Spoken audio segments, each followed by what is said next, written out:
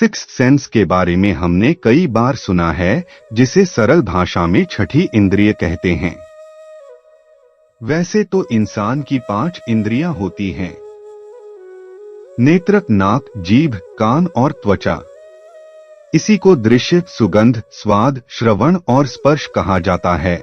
लेकिन एक और छठी इंद्री भी होती है जो दिखाई नहीं देती, लेकिन उसका अस्तित्व महसूस होता है।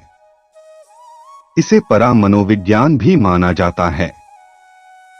छठी इंद्री के बारे में आपने बहुत सुना और पढ़ा होगा, लेकिन ये क्या होती है, कहाँ होती है और कैसे इसे जागृत किया जा सकता है, और इसके जागृत करने का परिणाम क्या होगा? कहाँ होती है छठी इंद्री? मस्तिष्क के भीतर कपाल के नीचे एक छिद्र है, उसे ब्रह्मरंध्र कहते हैं। वहीं से सुषुम्ना रीढ़ से होती हुई मूलाधार तक गई है। सुषुम्ना नाड़ी जुड़ी है सहस्राकार से। इड़ा नाड़ी शरीर के बाईं तरफ स्थित है तथा पिंगला नाड़ी दाईं तरफ। दोनों के बीच स्थित है छठी इंद्री। यह इंद्री सभी में सुप्तावस्था में होती है। छठी इंद्री जागृत होने से क्या होता है? व्यक्ति में भविष्य में झांकने की क्षमता का विकास होता है। अतीत में जाकर घटना की सच्चाई का पता लगाया जा सकता है। मीलों दूर बैठे व्यक्ति की बातें सुन सकते हैं। किसके मन में क्या विचार चल रहा है, इसका शब्दशः पता लग जाता है। एक ही जगह बैठे हुए दुनिया की किसी भी जगह की जानकारी पल में ही हासिल की जा सकती है। छठी इंद्री प्राप्त व्यक्ति से कुछ भी छिपा नहीं रह सकता और इसकी क्षमताओं के विकास की संभावनाएं अनंत हैं। यह इंद्री आपकी हर तरह की मदद करने के लिए तैयार है, लेकिन आप इसके प्रति समर्पित हों। यह किसी के भी अतीत और भविष्य को जानने की क्षमता रखती है। आपके साथ घटने वाली घटनाओं के प्रति आपको सजग कर देगी, जिस कारण आप उक्त घटना को टालने के उपाय खोज लेंगे। इसके द्वारा मन की एकाग्रता, वाणी का प्रभाव व दृष्टि मात्र से उपासक अपने संकल्प को पूर्ण कर लेता है। इससे विचारों का संप्रेषण या टेलीपैथिक, दूसरे के मनोभावों को ज्ञात करना, अदृश्य वस्तु या आत्मा को देखना और दूरस्थ दृश्यों को जाना जा सकता है। इस इंद्री के पूर्णतः जागृत व्यक्ति स्वयं की ही नहीं, दूसरों की बीमारी दूर करने की क्षमता भी हासिल कर सकता है। क्या कहते हैं वैज्ञानिक? वैज्ञानिकों ने अपने अध्ययन में स्पष्ट किया है कि छठी इंद्रिय की बात सिर्फ कल्पना नहीं, वास्तविकता है, जो हमें किसी घटित होने वाली घटना का पूर्वाभास कराती है। यूनिवर्सिटी ऑफ ब्रिटिश कोलंबिया के रॉन रेसिक ने एक अध्ययन कर पाया कि छठी इंद्रिय के कारण ही हमें भविष्य में होने वाली घटनाओं का पूर्वाभास होता है। रेसिक के अनुसार छठी इंद्रिय जैसी कोई भावना तो है, और यह सिर्फ एक एहसास नहीं है। वास्तव में होशो हवास में आया विचार या भावना है, जिसे हम देखने के साथ ही महसूस भी कर सकते हैं।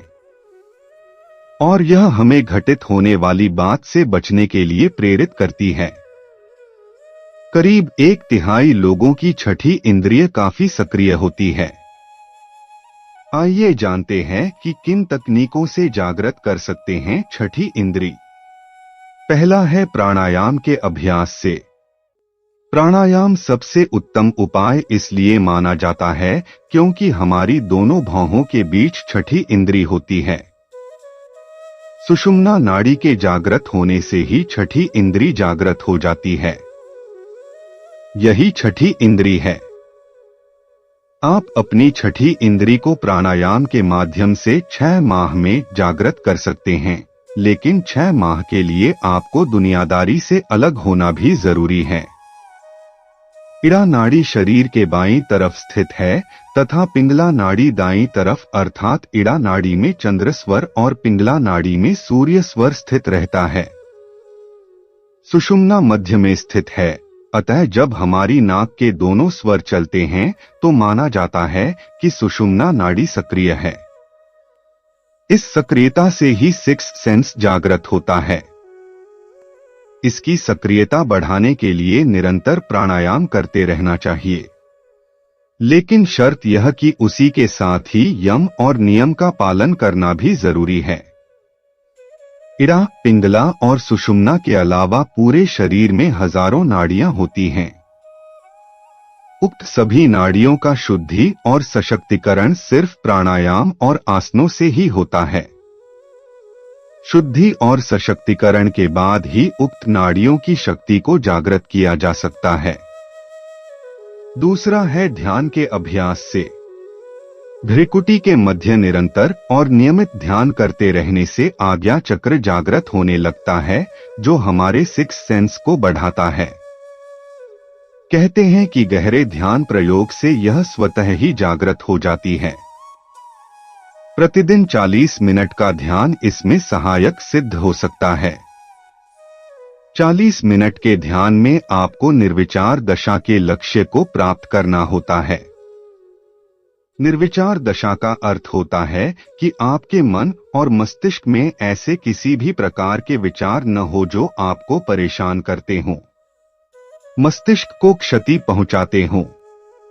हमारे मन और मस्तिष्क में एक साथ असंख्य कल्पना और विचार चलते रहते हैं।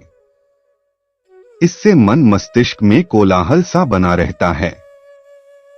हम नहीं चाहते हैं, फिर भी यह चलता रहता है। आप लगातार सोच सोच कर स्वयं को कम और कमजोर करते जा रहे हैं। ध्यान अनावश्यक कल्पना व विचारों को मन से हटाकर शुद्ध और निर्मल मौन में चले जाना है। जब आप यह स्थिति प्राप्त कर लेते हैं तो स्वतः ही आपकी छठी इंद्री जागृत हो जाती है। तीसरा है सेल्फ हिप्नोटिज्म अभ्यास से। मेस्मेरिज्म या हिप्नोटिज्म जैसी अनेक विद्याएं इस छठी इंद्री को जागृत करने का सरल और शॉर्टकट रास्ता है, लेकिन इसके खतरे भी हैं। हिप्नोटिज्म को सम्मोहन कहते हैं। सम्मोहन विद्या को ही प्राचीन समय से प्राण विद्या या त्रिकाल विद्या के नाम से पुकारा जाता रहा है। मन के कई स्तर होते हैं। उनमें से एक है आदिम आत्मचेतन मन।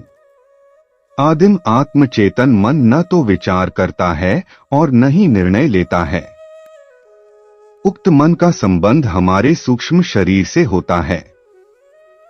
यह मन हमें आने वाले खतरे का संकेत या उक्त खतरों से बचने के तरीके बताता है। इस मन को प्राणायाम या सम्मोहन से साधा जा सकता है। चौथा है त्राटक के अभ्यास से। त्राटक क्रिया से भी इस छठी इंद्री को जागृत कर सकते हैं। जितनी देर तक आप बिना पलक झपकाए किसी एक बिंदु, क्रिस्टल बॉल, मोमबत्ती या घी के दीपक की ज्योति पर देख सकें और देखते रहिए।